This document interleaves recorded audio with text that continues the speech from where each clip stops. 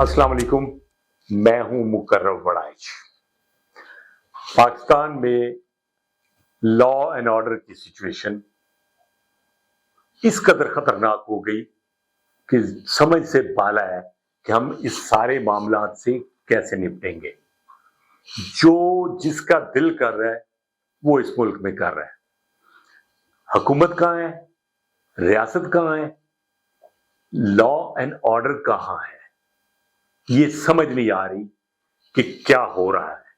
आप पूरे पाकिस्तान को इस वक्त देखें तो एक अजीब किस्म का एटमॉस्फेयर बना पड़ा है हर तरफ, और ये इतना तकलीफ दे है कि ये खबरें सुन सुन के दिल जो है वो लिटरली, मैं क्या कहूं, एक डायलॉग के तौर पे आता है कि खून के आंसू होता है, लेकिन अब है तो ऐसा ही। मैं इसको शुरू करता हूं। तहरीक लब्बैक पाकिस्तान, उनके नायब अमीर ज़हीरुल हसन शाह, उन्होंने एक अजीब किस्म का फतवा दे दिया। अभी तक बहुत सारे लोगों को समझ ही नहीं आ रही कि ये किस बेस पे इस किस्म का फतवा दे दिया है, जिसमें उन्होंने आला अदलिया के मुखालिफ शदीद किस्म की, जो खासतौर पे चीफ जस्टिस ऑफ पाकिस्तान को जान से मारने की धमकी भी दी है, ना सिर्फ उनके सर की इनाम रख दिया। तो मुझे एक बात बताएं कि और बात क्या है, वो मुझे समझ नहीं आ रही कि कोई मिर्जाइयों को पाकिस्तान में तबलीग की इजाजत कहां दी गई है, उनकी कहां जुर्रत होगी कि वो यहां पे तबलीग कर सकें, कब के वो इस्लाम के दायरा से बाहर हैं। तो उन्होंने अपनी तकरीर में कहा कि जी कानून को पामाल कर दिया, 10,000 शहीदों के खून की लत मार दी गई, पता नहीं क्या कर दिया गया। अब यकीन करें, उनको भी नहीं पता मैं क्या कह रहा हूं और क्यों कह रहा हूं, और किसी को भी नहीं पता कि वो क्यों कह रहे हैं और क्या कह रहे हैं, लेकिन उन्होंने ऐसा बोल दिया और एक वीडियो जो है वो वायरल कर दी। इतनी तकलीफदेह चीज है। मुझे बताएं कि ये रियासत का सबसे अहम सुतून में से एक है, और रियासत के अहम तरीन जिन्होंने खुद, जो आप कहें इंसाफ मुहैया कर रहे हैं, अगर उनके खिलाफ इस किस्म का अप्रोच आ जाएगी तो मुझे समझ नहीं आ रही कि फिर कैसे चलेंगे ये मामलात।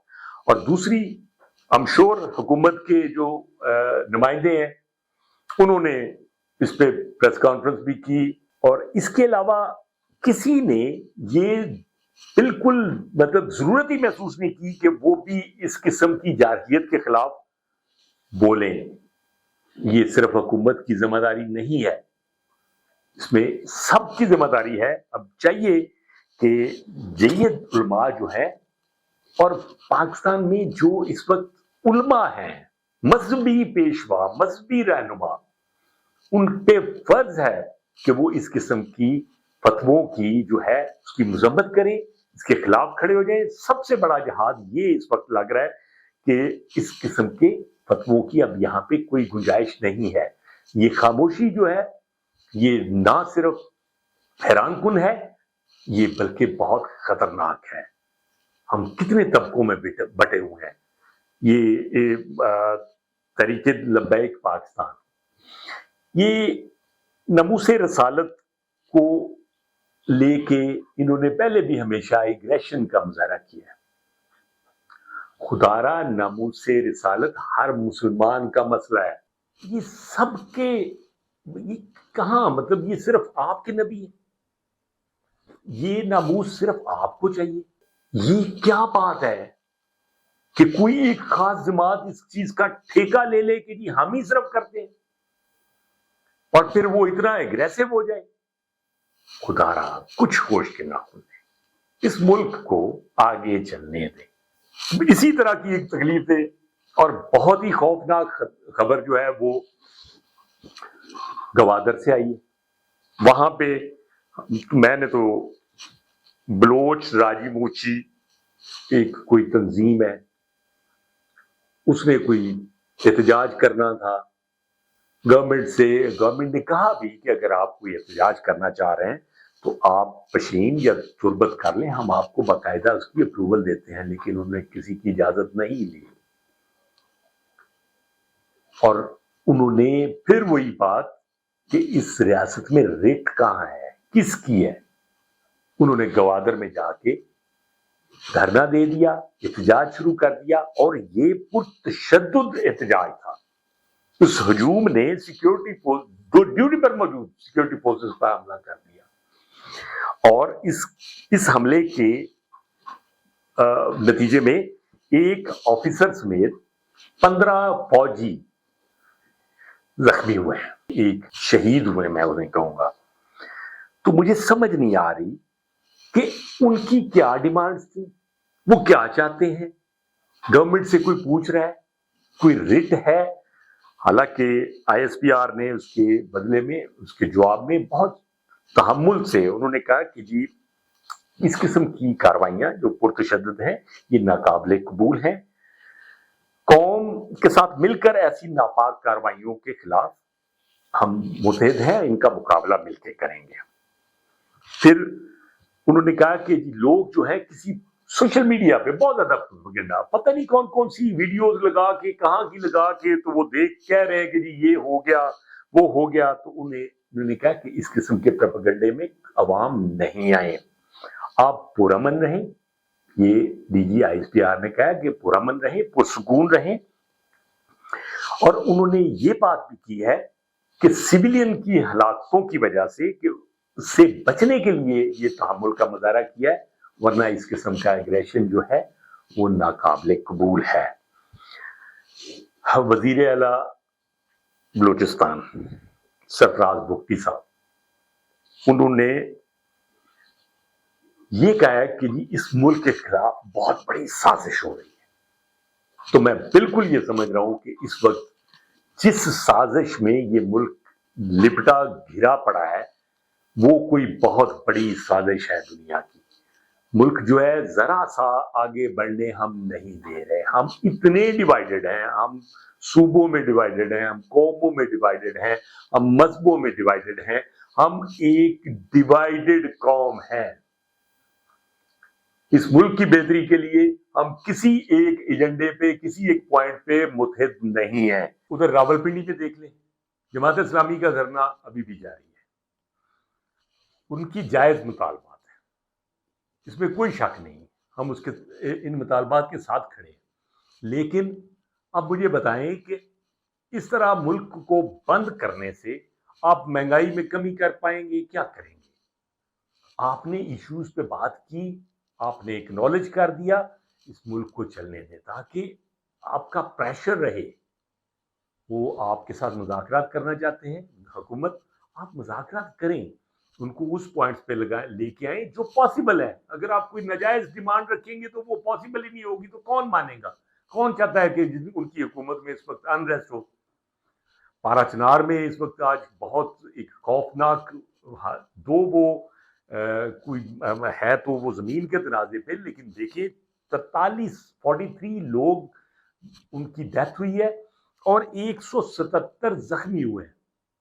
तो ये सिर्फ उस वक्त होता है जब लॉ एंड ऑर्डर ना हो, जब रेट ऑफ द गवर्नमेंट ना हो। इतने बड़े बड़े हादसे इस मुल्क में हो रहे हैं, कुछ समझ नहीं आ रही। अल्लाह ताला हमारे इस मुल्क पे रहम करे, हमें तौफीक दे कि हम इस मुल्क की बेहतरी के लिए यकजा हों। अभी एक छोटी सी अच्छी खबर, फिच जो है उसके साथ गवर्नमेंट के कोई मतलब कॉरेस्पॉन्डेंस हुई है, तो फिच एक तो शरह सूद 1% और कम कर दी गई। लेकिन गवर्नर साहब ने हमारे बताया कि जी महंगाई जो है वो कम हुई है, लेकिन उन्होंने जो कहा है कि महंगाई की शरह जो है 38% से कम होकर 12.60% रह गई है।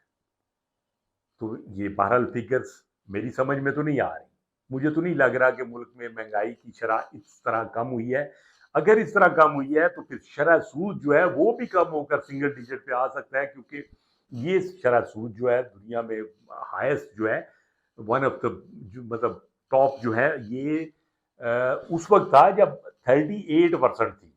اگر یہ 12-13% پہ آ گئی ہے تو شرح سود جو ہے وہ بھی سنگل ڈیجٹ میں آ جانا چاہیے تھا. بہرحال اس میں تھوڑی سی خوش آئند بات ہے کہ جی کرنٹ اکاؤنٹ خسارے میں بھی انہوں نے، جو ہمارے وزیر خزانہ محمد اورنگزیب ہے، انہوں نے میڈیا سے بات کی، کرنٹ اکاؤنٹ خسارے میں کمی ہوئی ہے، روپے کی قدر مستحکم ہوئی ہے، معیشت کی بہتری کے لیے برآمدات کو بڑھانا ہوگا. یہ وزیر اعظم نے بھی کہا تھا. انہوں نے تو $60 ارب کا ٹارگٹ لیا ہے. اللہ کرے ہم اس قابل ہو جائیں کہ $60 ارب جو ہے وہ ہم اچیو کر لیں. تو انہوں نے کہا جی پاکستان میں سرمایہ کاری کو فروغ ملے گا. پاکستان میں سرمایہ کاری کو فروغ تبھی ملے گا جب آپ کے ملک میں سیاسی اسٹیبلٹی ہوگی. معیشت سیاست کی اسٹیبلٹی کے ساتھ لنکڈ اپ ہے. اس قسم کے حالات میں کون آئے گا جو آپ کے ملک میں انویسٹمنٹ کرے گا؟ وزیر اعظم نے بھی اس کو خوش آئند، یہ جو ہے آپ کی معیشت کی بہتری، اس کو خوش آئند کہا ہے، اور انہوں نے کہا ہے کہ افراط زر میں مزید کمی ہوگی. تو بہرحال میرے تحفظات ہیں کہ ایک تو مہنگائی اس ریشو سے نہیں کم ہوئی، اور 1% جو ہم نے انٹرسٹ ریٹ کم کیا ہے یہ نہ ہونے کے برابر ہے. یہ بالکل اونٹ کے منہ میں زیرے کے برابر ہے. اس کو کم از کم ایک سنگل ڈیجٹ پہ یکدم لائیں تاکہ ملک میں جو سرکولیشن آف منی جو ہے وہ آئے، پیسہ سرکولیشن میں آئے. اب ایک مطلب خبریں بہت ساری. اب ایک خبر جو ہے وہ پی ٹی آئی کے حوالے سے ہے. حامد خان جو کہ پی ٹی آئی کے رہنما ہے اور لائر بھی ہیں، خان صاحب کے بھی مختلف انہوں نے کیسز پہ وہ اپیئر ہوتے ہیں. انہوں نے کہا کہ جی جو لوگ پارٹی کے لیے نقصان دہ تھے ان کو کافی حد تک سائیڈ لائن کر دیا گیا ہے. انہوں نے کہا کہ جی شیر افضل مروت ان میں سے ایک ہیں جو کسی اور مقصد کے لیے آئے تھے. عمران خان اور شاہ محمود قریشی، انہوں نے کہا چونکہ جیل میں ہے اس وجہ سے قیادت کا ایک خلا پارٹی میں موجود ہے، اس کو فل کرنے کے لیے انہوں نے کہا کہ جی کچھ لوگ اپنی ذاتی تشہیر کرتے ہیں جو آتے ہیں، جو اس وقت کے لیڈر ہیں، اور کچھ لوگ ایسے ہیں جن کے لیے تشویش ہے اور ان کو ہم شک کی نگاہ سے دیکھتے ہیں، تو وہ پارٹی کے لیے مخلص نہیں ہیں. اور اس طرح کے کئی اور الزامات انہوں نے پارٹی رہنماؤں پہ لگائے ہیں، جس میں انہوں نے شیر افضل مروت کو باقاعدہ ٹارگٹ کیا. اس کے علاوہ بھی کئی لوگوں کا نام لیا. اب یہ لوگ کون کون سے ہیں جن پہ شک کیا جا رہا ہے؟ اور شیر افضل مروت جو ہے وہ چونکہ حامد خان کے ٹارگٹ پہ تھے، باقی لوگوں کا انہوں نے نام نہیں لیا. تو یہ ایک تشویشناک بات ہے کہ بہت سارے لوگ پی ٹی آئی کے رہنما جو ہیں وہ مشکوک ہیں. شیر افضل مروت جو ہیں وہ آپ کو پتا ہے وہ تو رہتے نہیں، انہوں نے فوراً سے پہلے رسپانس دے دیا. انہوں نے کہا جی رہائی کی تحریک کے لیے کسی این او سی اور اجازت کی ضرورت نہیں. پارٹی میں اختلافات ہیں مگر کوئی دھڑے بندی نہیں. فواد چودھری کی طرح نہیں کہ کوئی مجھے پارٹی میں رکھے تو رہوں گا.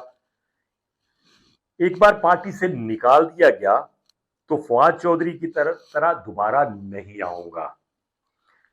جب بھی پی ٹی آئی تحریک چلائے گی میری ضرورت ضرور ہوگی. تو یہ رسپونڈ کیا ہے شیر افضل مروت نے فوراً سے پہلے حامد میر صاحب کا. تو پی ٹی آئی میں یہ اختلافات جو ہیں وہ اب کافی حد تک کھل کے سامنے آ رہے ہیں، اور چونکہ قیادت کا فقدان ہے اس میں کوئی شک نہیں. اور بہت سارے جو اس وقت جو قیادت ہے، بہت سارے ان کے جو رہنما ہے وہ واقعی مشکوک ہیں ان چیزوں کو لے کے کہ ان کا ایکٹ جو ہے وہ کیا پی ٹی آئی کے ساتھ مخلص ہیں یا وہ کسی کے لیے کام کر رہے ہیں. تو یہ ایک بہت بڑا لمحہ فکریہ ہے پی ٹی آئی کے لیے. اس پہ بہت زیادہ کام ہونے کا ہے اور پی ٹی آئی کو اس کو سیریس لینا ہے. بہت بہت زیادہ آج ایشوز ہاٹ تھے اور بھی کئی خبریں تھیں، لیکن ہم آج یہیں تک رکھتے ہیں اپنے آپ کو. آپ آج کے دن کے لیے اس ملک کے لیے دعا کریں کہ اللہ تعالیٰ ہمارے ملک پہ رحم فرمائے، اس کو امن کا گہوارہ بنائے. آپ کو یہ ویلاگ کیسا لگا؟ آپ نے ضرور اپنے کمنٹ باکس میں جا کے بتانا ہے. اس کو سبسکرائب کیجئے، لائک کیجئے اور شیئر ضرور کیجئے. پاکستان زندہ باد.